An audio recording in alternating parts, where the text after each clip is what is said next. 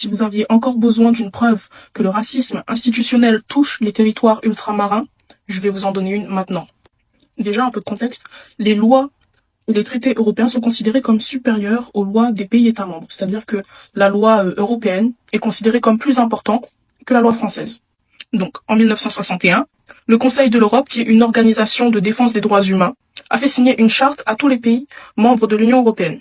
Il s'agit de la charte sociale européenne qui vise à défendre les droits civiques et fondamentaux des citoyens, tels que le logement, la santé, l'éducation, l'emploi, les conditions de travail, la non-discrimination, la lutte contre la pauvreté, la circulation des personnes, la rémunération égale à travail équivalent, enfin bref, la liste est très longue. Cette charte permet notamment aux citoyens et aux associations de pouvoir attaquer leur propre État et institutions nationales devant les tribunaux européens. Tout ça pour faire valoir leurs droits lorsqu'ils sont bafoués dans leur propre pays. Par exemple, la Cour de justice de l'Union européenne a condamné la France pour manquement vis-à-vis du traitement des eaux usées urbaines. D'ailleurs, la France est l'un des pays les plus condamnés par les institutions juridiques européennes.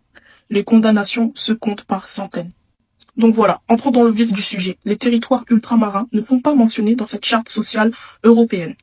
Concrètement, cela veut dire qu'en cas d'injustice, ils ne peuvent pas faire appel aux instances juridiques européennes afin de faire respecter leurs droits, comme par exemple l'accès à l'eau potable. En mars 2024, plusieurs associations ont saisi le Comité européen des droits sociaux, qui est un organe du Conseil de l'Europe. Ils exigent une amélioration de l'accès à l'eau dans les Antilles, mais également des réparations vis-à-vis du scandale du chlordécone. Mais en théorie, ce recours ne mènera nulle part, puisque les Antilles, comme le reste des territoires ultramarins, ne font pas partie de cette charte sociale européenne. Alors vous allez me dire, qu'est-ce qu'il faut faire pour que ça change? Et bien pour ça, il suffirait que Macron envoie un petit papier à Strasbourg, le siège du Conseil de l'Europe. Car en fait, pour que cette charte s'applique aux Outre-mer, il faut envoyer une déclaration au secrétaire général du Conseil de l'Europe.